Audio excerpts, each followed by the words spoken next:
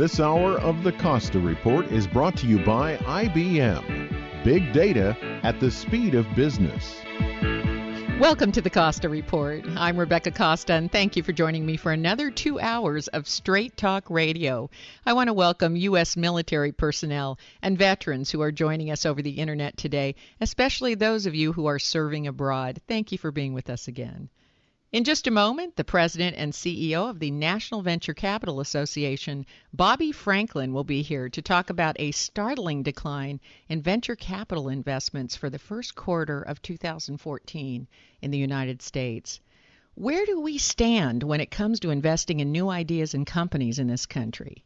And more importantly, what do VC investments say about the future jobs market? Stay tuned because I think you may be shocked as I am when you hear the facts. It will have you scratching your head wondering why the mainstream media isn't all over this story, and happy that you tuned in today. But before Mr. Franklin joins us, let me tell you a little about his background. Bobby Franklin is a graduate of the University of Arkansas, where he earned his degree in finance and banking. He began his career working on Capitol Hill for Democratic Senator David Pryor, and he served a variety of Senate committees during that time, including agriculture, finance, and governmental affairs. Then in 1998, he joined Alltel as Vice President of Legislative Affairs, eventually rising to head Alltel's Washington, D.C. office, where he oversaw legislative and regulatory advocacy for the telecommunications industry. It didn't take long before Franklin's ability to build a bridge between the needs of business and the need for government oversight and regulation caught the eye of CTIA, the Wireless Association, where he served as second in command to the CEO, the Honorable Steve Largent. Franklin successfully lobbied for legislation that reclaimed a highly valuable radio spectrum, which was auctioned off to wireless carriers, enabling them to meet the growing demand, thus leading to the widespread wireless telephone coverage that we have today. Then in September of 2013, Franklin accepted the position as the president and CEO of the National Venture Capital Association, where he oversees the strategic direction of the U.S. venture capital community, one of the key drivers of new job creation in our country. It's my pleasure to welcome to the program a man who has his hands on the pulse of our nation's investment in innovation, Mr. Bobby Franklin. Thank you for joining us today, Mr. Franklin. Rebecca, thanks for having me. It's quite an honor to be on your show. Well, I'm glad that you were able to join us today. So I don't want to start the program off with the assumption that everyone knows what venture capital is or how it works. If it's all right with you, maybe we could start there. How does venture capital work? Yeah, excellent question. You're absolutely right. It is fairly misunderstood by a lot of folks, but that's why we're here at the National Venture Capital Association. So venture capital in its traditional form, and I'll start there because a lot's changed in the industry, but venture capital is essentially investors who tend to have an expertise in a certain area, get together, perhaps they have other partners, perhaps they have a firm, and they go out to limited partners to attract capital and raise a fund, telling them exactly what they intend to invest in, recognizing that these are going to be very risky investments. A lot of startup companies, frankly, don't make it, but certainly in this country, we want to encourage those entrepreneurs to try, even if they fail, because a lot of times that's what you need to do first before you actually then have that successful company, which is so good for the country. So they raise money from endowments and pension funds and other groups that have a large portfolio that need to balance their portfolio and have safe buckets and growth buckets and what's called alternative assets. And so they want to invest in venture funds, and once they raise those dollars, then they have, 5 or 10 years to invest them into promising new entrepreneurs. So this is private sector money, which is invested in early stage companies and which investors receive a large return for having taken the risk associated with an unproven company. Absolutely right. At least they hope it's a large return. Yeah, that's right. Now, the way investors get paid back is when these early stage companies go public on the stock exchange and their shares are sold to the person on the street, or the early stage company is purchased. And this is how most venture capitalists cash out. Is that right? That's correct. So we think of venture capital really from the seed stage, those first financing opportunities for companies that really have an idea, other people see the idea, all the way through to the exit. As you just mentioned, the exit opportunities usually are an IPO or a merger and acquisition. Now, I think it's important because later we're going to talk about some of those exits, but you don't tend to want to, or at least you're not eager to invest in something where you don't know how you're going to exit and get your money back. So it's very important to be clear about how, when I want to get my money, when I want to get my profits and invest them somewhere else or take advantage of them, how exactly am I going to get my money back? And so those exit strategies are very, very important.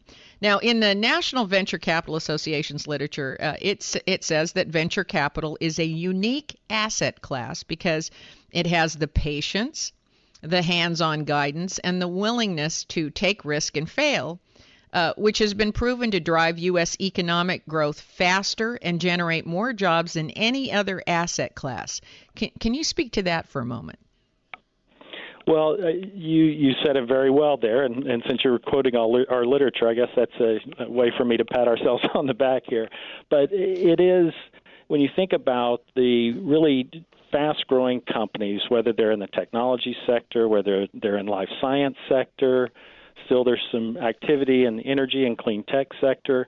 These are these companies that have an idea, they get the early stage funding, they get the support from the venture capitalists. It's not only the capital. In fact, I have a board member who is fond of saying that capital these days sometimes is the most least important factor that a venture capitalist brings to the table.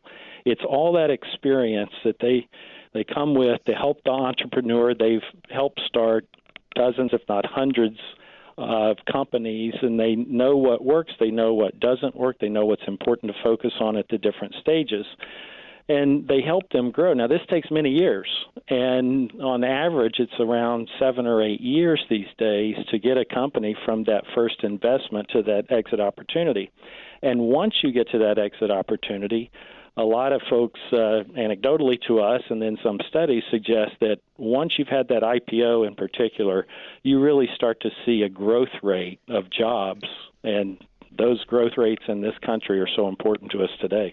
Mm-hmm, absolutely. So just to reiterate, in addition to the funding, which is important, when a venture capital company backs an early stage investment, those early stage inventors, so to speak, also get to tap into a brain trust, which is probably more valuable than the money. I think that's what you were saying. Absolutely. Many times, for example, in life science, many of the investors in life science are doctors themselves, have been practicing physicians. They may be research scientists by background and training. So they bring a knowledge base to that entrepreneur who has that idea, and they can help them shape it into what's needed or wanted or desired in the marketplace. Right. So they're going to mentor them essentially to success because they've got a track record and they've got the experience to do so. So we were talking about the fact that pre-IPO, you've got a certain number of employees, but it's demonstrated that once you go through that initial public offering, that the number of jobs created gets quite dramatic. So quick question, is the total amount of venture capital money invested a good indicator of just how many jobs may be created down the road? What do you think? I think we're certainly a component of that.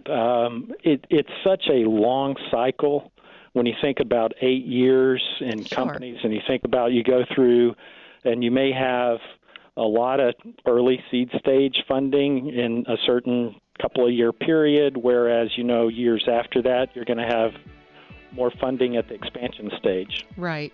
We have to take our first scheduled break, but when we come back, let's talk about forecasting how venture capital is creating jobs in the future.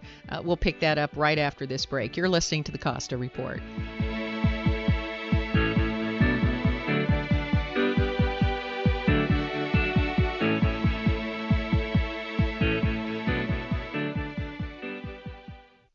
Did you know that every day we create 2.5 quintillion bytes of data, and that 90% of the data in the world today has been created in the last 2 years alone, this data comes from everywhere and it affects everyone. This data is big data. Big data is all data, and it's more than simply a matter of size. Big data represents an opportunity to uncover new insights, make your business more agile, and answer questions that were previously beyond your reach. IBM's Big Data platform uses sophisticated technologies and patented advanced analytics designed to complement your existing information infrastructure. The IBM Big Data platform allows you to get started quickly today and expand to address more complex problems tomorrow. It doesn't matter where you start, it matters that you start. Find out how IBM can help you turn big data into a competitive advantage by visiting ibm.com/bigdata today. Every day our world gets more complicated. Not only is new information coming at us faster than we can manage, new regulations, technology, and the effects of globalization have made it much more difficult to succeed. That's why I wrote The Watchman's Rattle, a book that, for the first time, explains how complexity makes it hard to separate facts from fiction, and eventually causes us to make important decisions based on unproven beliefs. And not just us, our leaders also fall prey to this phenomena. But here's the good news. Once you know the symptoms to watch for, you can safeguard against them. So please, go to RebeccaCosta.com, that's RebeccaCosta.com, and order your copy of The Watchman's Rattle. It only takes a few minutes and the shipping is free. That's RebeccaCosta.com. Do it now. You'll be glad you did. Hi, registered pharmacist Ben Fuchs here. I've been studying healthy bodies for 35 years, and what I've got to tell you may shock and surprise you, but if you listen up, it may change your life. The term medicalization is so significant and relevant, it has its own Wikipedia entry. And nothing exemplifies the tendency for everyday behaviors to become medicalized than the world of psychiatry, where even ordinary, non-extreme behaviors can easily find themselves in the medical model's crosshairs. In fact, psychiatry's first order of business was to establish insanity as a genuine disease. Psychiatry was an invented medical practice that is a textbook case of medicalization. Diagnoses are oftentimes nothing more than labels that reframe a dislike of authority and a desire to shop or indulge in habitual behaviors as illnesses and self-servingly assess whether those behaviors are in actuality extreme enough to require application of the tools of modern medicine. The result is the doctor and his diagnoses are the sole determinant of whether or not a depressed or otherwise mentally or emotionally disturbed patient is actually dealing with a disease. One of the problems with the medicalization of everyday life is the tendency for it to become oppressive. And, of course, there are the financial costs of involving the medical model in what can be considered everyday behaviors. Do we really need a doctor to help our children focus or to make sure we're happy? At which point does controlling ordinary aspects of body and being become more important than reversing real-life threatening diseases? When does the reach of the medical model become excessive and domineering? And most importantly, at which point does medicalization trump common sense and personal responsibility? Pharmacist Ben here, urging you to go to kscohealth.com to order Beyond Tangy Tangerine, the Healthy Start Pack, and other nutritional supplements that I personally use and recommend. You can purchase these premium quality products at wholesale prices online at kscohealth.com. That's kscohealth.com. I'm the pharmacist that believes that staying healthy and strong is not only about medicine, it's about giving your body the raw materials it needs to do its work. Go to kscohealth.com. Make sure you check out the cool videos too at kscohealth.com. That's kscohealth.com.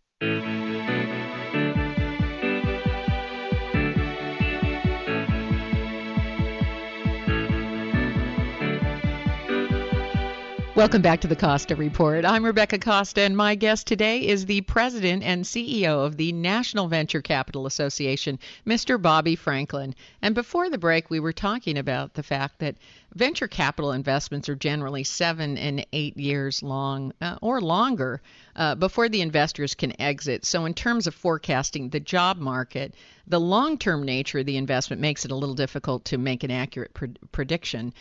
Now, before we get to what is a decline in venture capital investment this year, I want to set the stage for why all Americans should be concerned with what happens to the venture capital machine, if you will.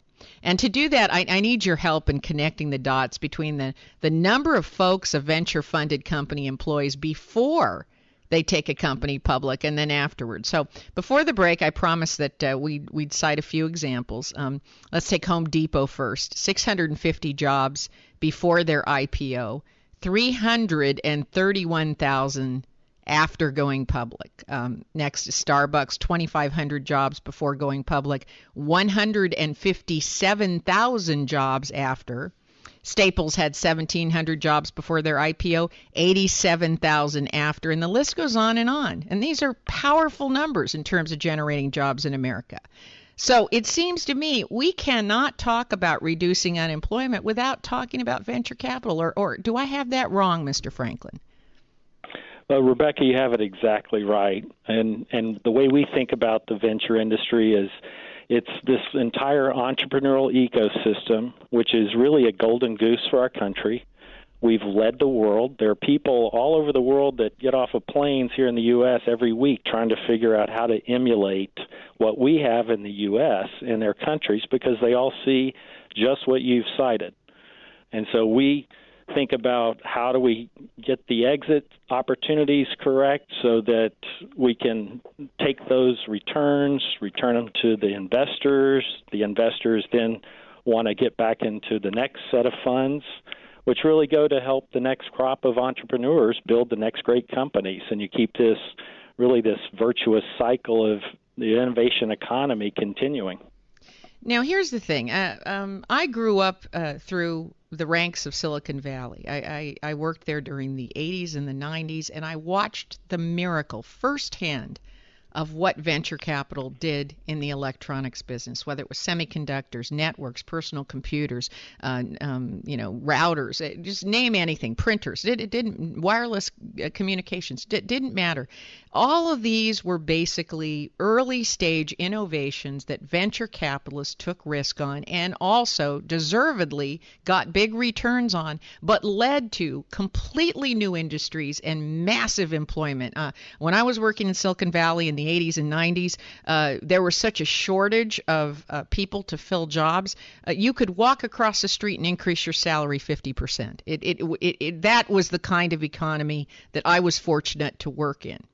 Now, if I'm reading the reports right, and I may not be, and I hope you'll tell me I'm wrong, we went from $30 billion in Q1 of 2013 to a third of that, less than $10 billion in Q1 of this year in venture capital investment. Am I reading the charts wrong? Please say I am. Well, let me say this, and I'll pull up some numbers here in a second. I think give me some good news, because when I read that, I fell out of my chair.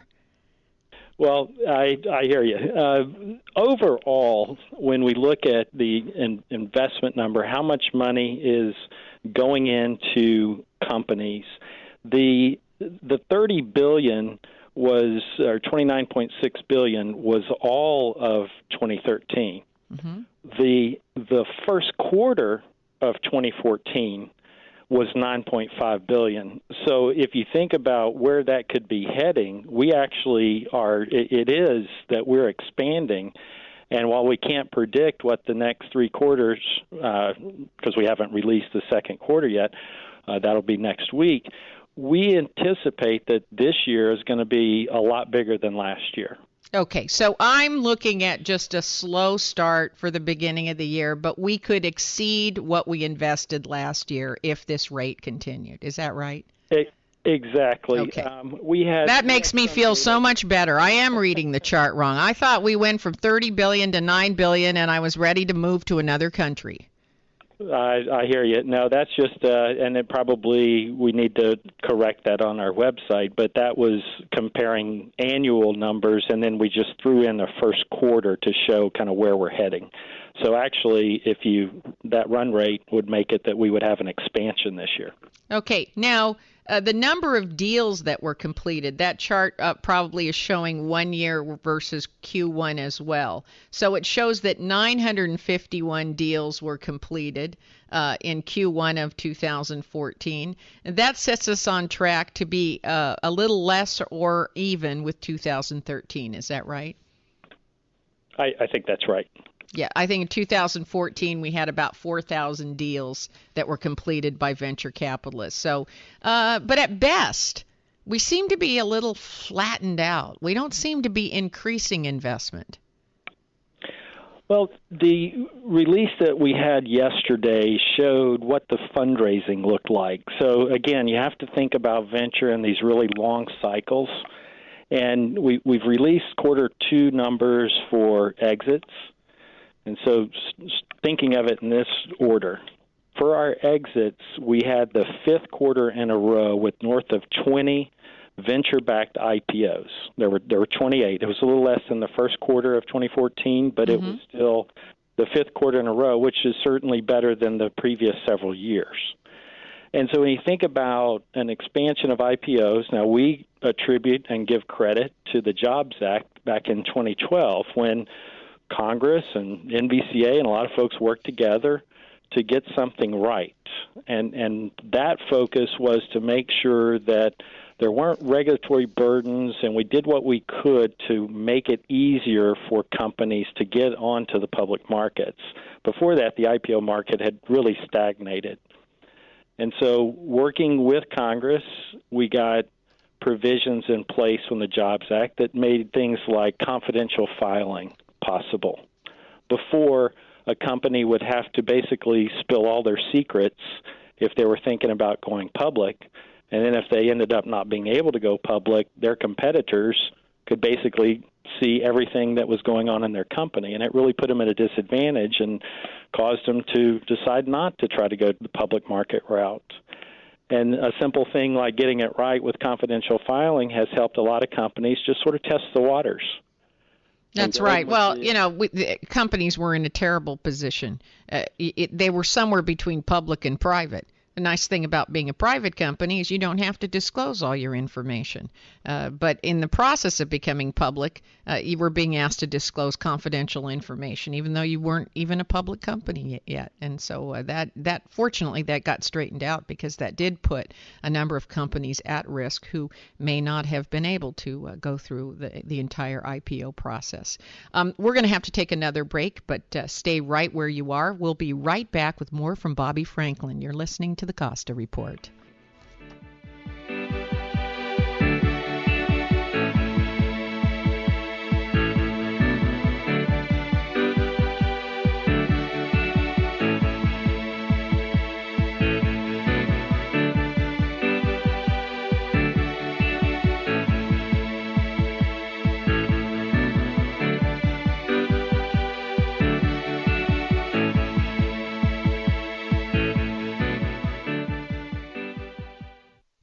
The crisis in the Ukraine is the latest global conflict to pit the United States against Vladimir Putin's Russia. While the Cold War may have ended, U.S.-Russia diplomacy is here to stay. Understanding this volatile new era is not easy. For many years, experts have been trying to explain Russia's new leadership, but cracking the inner circle has remained elusive until now. The American Program Bureau represents some of the most knowledgeable and prominent Russian insiders who are available to speak to your organization. Experts such as Mikhail Gorbachev, former leader of the Soviet Union and master architect of modern-day Russia; Vladimir Posner, the dean of Russian journalism; Andrei Kozyrev, the first foreign minister under Boris Yeltsin; and Pavel Palashchenko, chief advisor for 25 years to Gorbachev, are available to speak at your next event.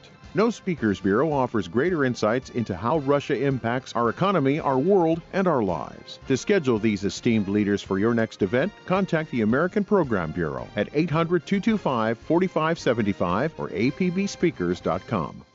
Do you or someone you know suffer with a bulging, herniated, or degenerative disc? Have you tried traditional chiropractic and medical care just to find out that it didn't work? You're not alone. Those treatments only focus on symptom relief. It's that simple. Hi, I'm Dr. Troy Brunke, doctor of chiropractic, and I've been practicing here on the Monterey Peninsula for 14 years. You know, the disc itself is active tissue, which contains significant mechanisms for self-repair. You must fix the problem if you're going to get relief and if you want to have your life back again. There is a new method now available which allows the disc to heal and repair without the use of drugs, injections, or spinal surgery. Call us right now at 222-5040 to leave us a message with your information, and we will send you a report absolutely free, which explains this new method in detail. Again, call us at 222-5040, or you may visit us at MontereyChiro.com. That's 222-5040 or MontereyChiro.com. Thank you.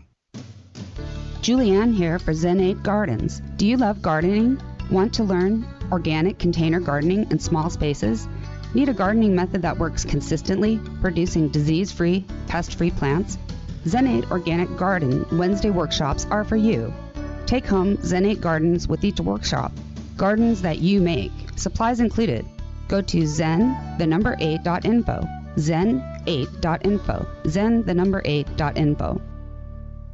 Have you noticed that food just doesn't taste good anymore? Why is that? If you eat food, you'll want to know this. Our fruits, grains, and vegetables contain less and less nutrition every year. Chances are even your organic plants don't have anywhere near the 70-plus minerals that make a plant healthy and delicious. Listen up, home gardeners, farmers, growers, and lovers of good food. This is Andy Anderson telling you that you can go beyond organic. Perk up your plants and revitalize your fields with Bloomin' Minerals from Longevity. This marvelous soil conditioner will remineralize your soil with up to 76 organically bound earth elements. That means healthier and better looking crops that resist bugs, mold, cold, and other nasties that can wipe you out. Commercial farmers are reporting faster growth, more yield, and higher brick scores. That means better tasting food for you and me. Get Bloomin' Minerals in powder and liquid form, from a spray bottle for houseplants to 55-gallon drums for professional growers. Call us now to order toll free, 888-245-0300. That's 888-245-0300.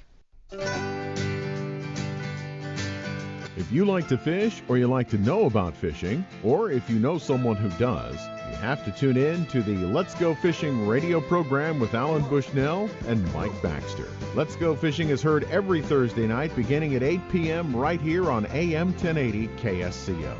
Don't miss the next Let's Go Fishing with Mike Baxter and Alan Bushnell. I wish I was a fisherman.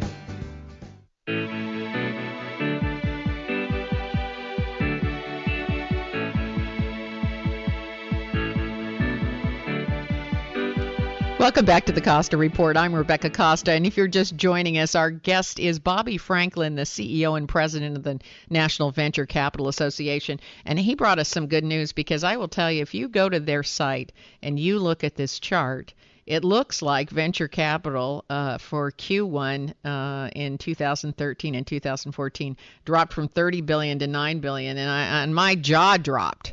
I dropped right out of my chair when I saw that. But that was the annual figure for 2013, and $9.5 billion was the Q1 figure for 2014. So I'm so glad you straightened that out for me, because I couldn't understand why no one was talking about it. Now I know.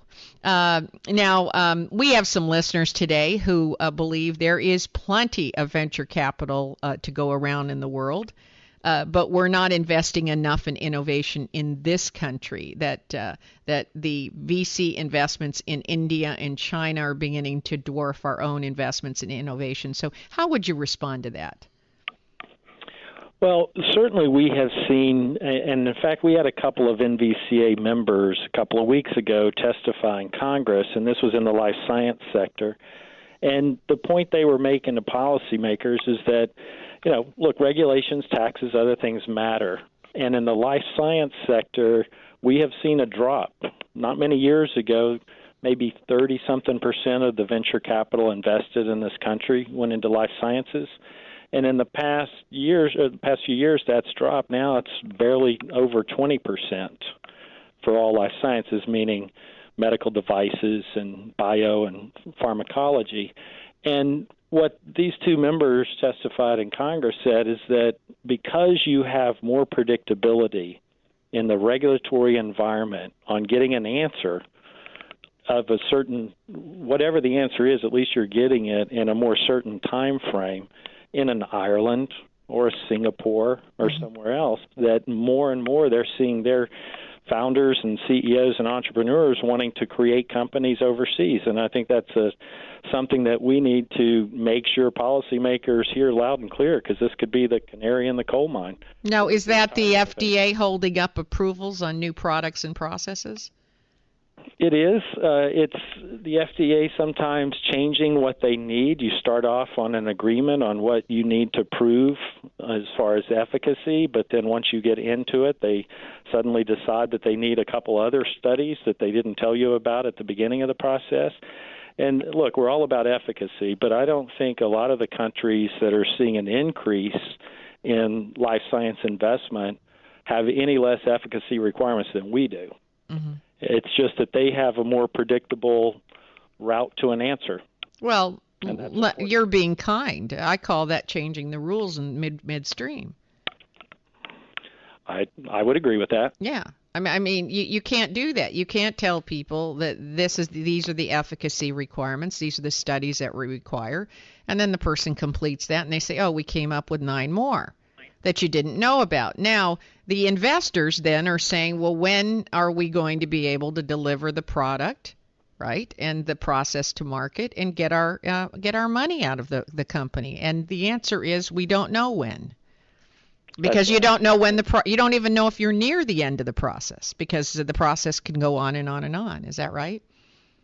That's correct. You don't want the finish line to keep moving.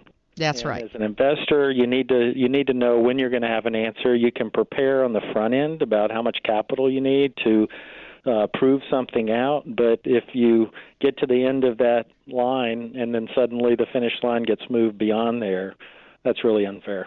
So how do our 2014 Q1 investments in venture capital and innovation-based companies this year compared to other countries?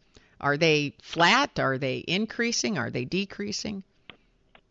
You know, our data really focuses on the U.S. I can't say that we collect the data for the other countries. Anecdotally, I would say that some countries are seeing an increase in certain sectors, like I mentioned, life science. Certain countries are seeing the benefit of our bad regulatory system in some cases, and they get the benefit of that, so there's an uptick there. But overall, the U.S. still is a very strong leader. I think if anything, seeing how many countries continue to reach out to the U.S., I get calls every other week or meetings set up from other countries trying to figure out what they can do to emulate what we have.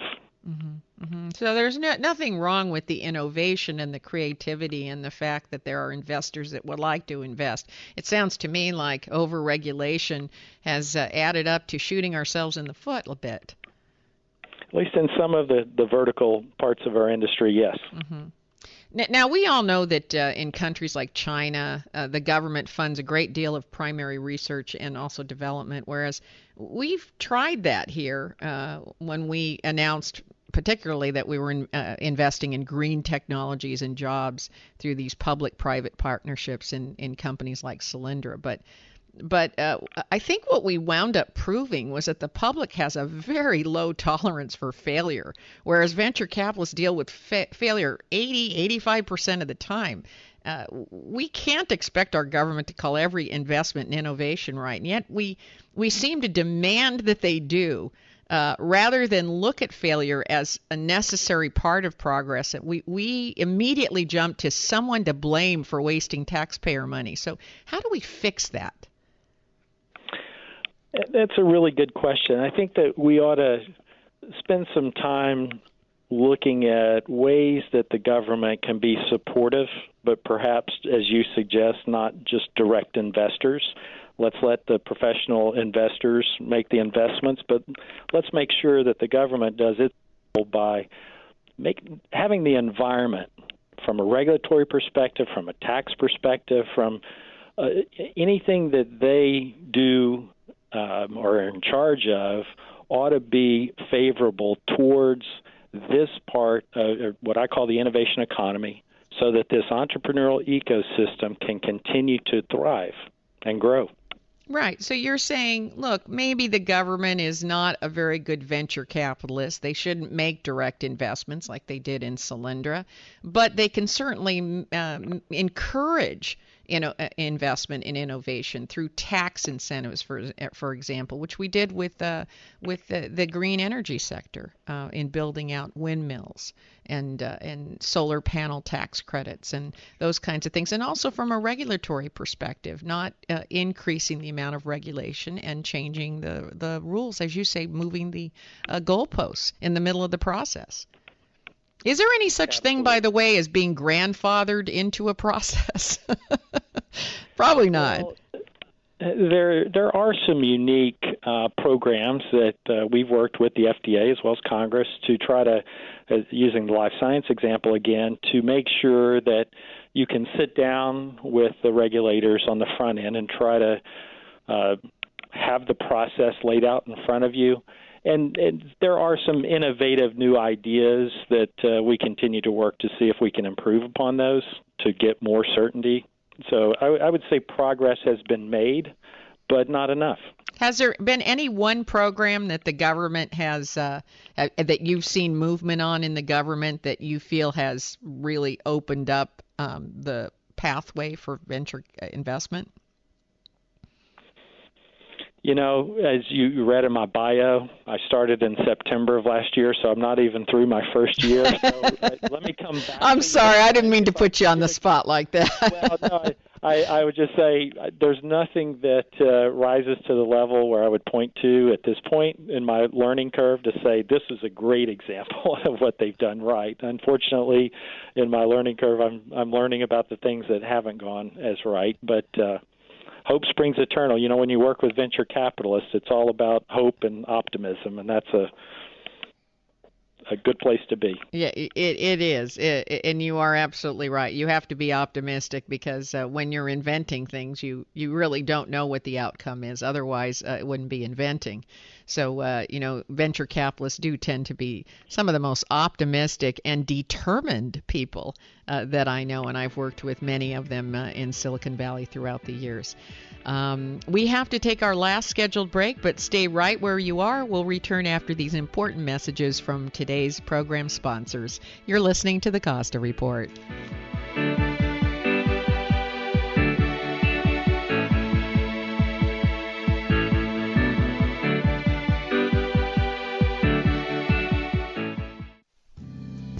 Now, if you've been listening to the Costa Report, you know that I'm a big fan of wines by Caraccioli Cellars. And today I'm here with Scott Caraccioli, who's one of the brains behind the most memorable wines money can buy. So I have a question for you. How did your family get into the wine business? 2006, my father, his brother, and uncle were really playing with the idea of planting a vineyard, and planting a vineyard turned into making a bottle, turned into making sparkling wine when Michelle came into the picture. So it was really kind of an organic situation, us being in agriculture in the Salinas Valley, and then the extension of that went to grapes, and here we are today.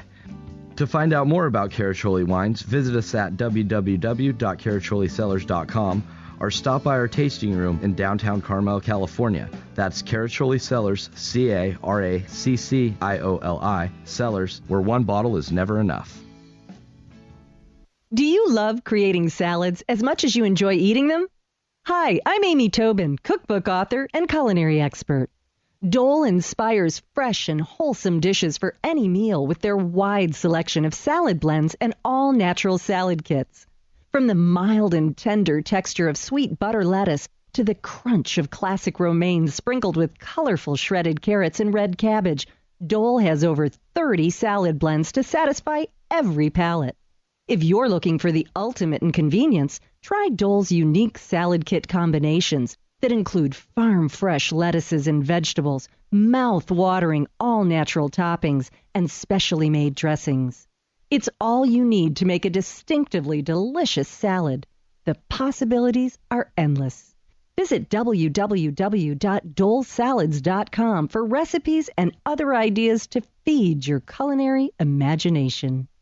The sun is high in the sky, which means it's time to get your RV and trailers ready to roll. Hi, I'm Rena Mills, owner of RV Service Center of Santa Cruz, your locally owned RV parts and repair center, with over 38 years of service to the Central Coast community. In addition to RV repairs, our qualified staff services and maintains boat, horse, and utility trailers, in addition to toy haulers. We also restore vintage RVs and work hand in hand with all all insurance companies to ensure that your RV is restored to its original condition. Tune up your RV for summer with RV Service Center's pre-summer special. 20% off all parts and service. Call now. Get your RV and trailers ready to roll with the help of your friends at RV Service Center. You'll find us easy to reach and easy to use at 2525 Mission Street, cross streets Mission and Swift Streets in Santa Cruz. Call us at 831-427-0881 or rvscsc.com. Good Morning Monterey Bay is like a box of chocolates. You never know what you're going to get. Americans will have the chance to join the Silicon Valley elite, and you can get yourself Google Glass. It's a limited time beginning at 6 a.m. What do you mean? Why didn't you lead off with this? It's a half hour old now. Well, you're not going to go and buy them, are you? No, but we have a lot of affluent listeners who could afford junk in the form of priceless junk. Google has patented a smart contact lens system with a camera built in it. Also, they've unveiled a smart suppository. You insert it and it tells you when you need to use the bathroom. 29 It's called Google Ask. Rick and Rosie are truly at cutting edge of societal evolution. Don't miss Good Morning Monterey Bay, weekdays 6 to 9 a.m. on KSCO AM 1080.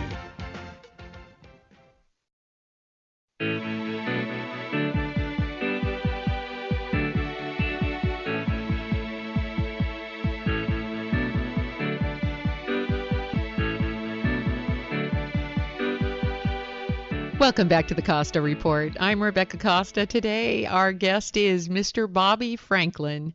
Now, I know there are a lot of budding entrepreneurs listening today who want to know the secret to getting venture capital funding. As I understand it, VCs seriously look at maybe 10 out of 100 business plans. So what are they looking for? Well, each of them, like I said, has a particular expertise. So typically the deals in a certain category hopefully make it to the right VCs, and it's a great network of folks. So if some VC sees a deal that he knows he doesn't have a particular expertise in, they tend to pass it around to their friends and colleagues that they know do. And so when you think about each of those narrow focused areas, it's really, they're looking at it to say, is this something that really leads to a significant change? Does this help do it faster, better, quicker in terms of efficiency? Is this a change the world type innovation? Is this a clear path to a successful company that can grow? I mean, there are a lot of different, I think, ways in which venture capitalists, the lens that they use to look at deals. And I think that's what's great about this industry and having so many vertical areas that they focus on. So each venture capital fund is going to have their own criteria, but at the front end, it's really important to match your innovation, your markets, your product or services that you're developing to the right VC. Absolutely. And a lot of the VCs today, I think more so than in years past, really have a lot more information about where they focus. They have more robust, websites and things like that. So they communicate, I think, out to that entrepreneurial ecosystem, the types of expertise and the types of deals that they're most interested in. Mm-hmm. And they're always going to be looking at the size of the market, how much money they have to put at risk, round 1, round 2, round 3 of funding. And if there's no IPO market, what the potential for an acquisition or a merger is. Absolutely. You have to think about it from the beginning, and you have to, it's interesting talking to the VCs. They talk about sometimes having to make decisions in literally minutes or hours or certainly less than a day, and you're making a decision about an investment in a company or in a person, an entrepreneur that you're going to be with for 8 or 9 years. And most of us can't pick a spouse we can stay with for 8 or 9 years. Imagine having to make an investment, right? That heavy of an investment. You know what? One of the things I love is when you're meeting venture capitalists to ask them what investments have you passed on. It's a lot like talking to publishing companies, you know, in the book business, and saying, well, what books did you pass on? And you know, there's always that one or two that they took a look at and said, nah, I think we're going to pass on this, and then it turned into an Apple computer, or it was a bestseller by Malcolm Gladwell, you know. You're absolutely right. And then there's also the stories about what they invested in, but they really thought that, I'm not sure this is going to make it, but for the following reasons we're going to, and then lo and behold, it turns into a home run. Absolutely. And, you know, they can only do so much due diligence because most of these companies are entering into a field that has no data associated with it. There's no historical data to go back in. All you can do is take a very small amount of data and try to project it or look for similar models. You're absolutely right. And that's where the expertise of a lot of the VCs and the experience that they have in other startups in the same industry and knowing the data inside and out like they do really comes in handy for the entrepreneurs. Absolutely. So there's quite a hill to climb to get funding, and then even after that, an equally large hill to go public. But from your experience, is there a most frequently made mistake by entrepreneurs that are looking for funding? You know, just anecdotally, again, I started in the industry less than a year ago, but hearing from our members, I've heard them say things about entrepreneurs that come in and really talk more about the idea as opposed to themselves.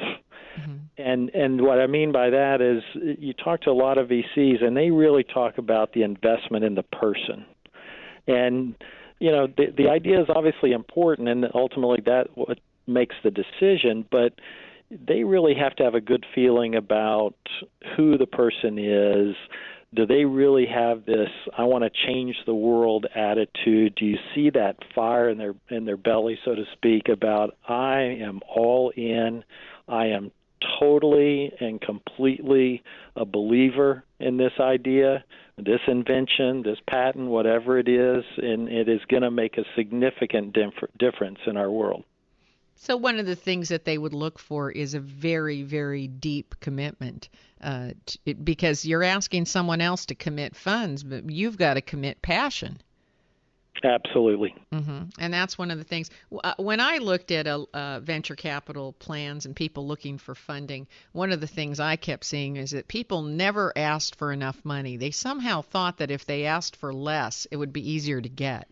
And that is completely wrong. That's your parents. When you're asking for allowance, and if you cut the allowance in half, you got a better likelihood from getting it from mom and dad, but not from venture capitalists. I think you're right, and I think that's, again, where many times the experience of the VC will come in, and they'll say, no, you don't need this. You don't need X, you need Y.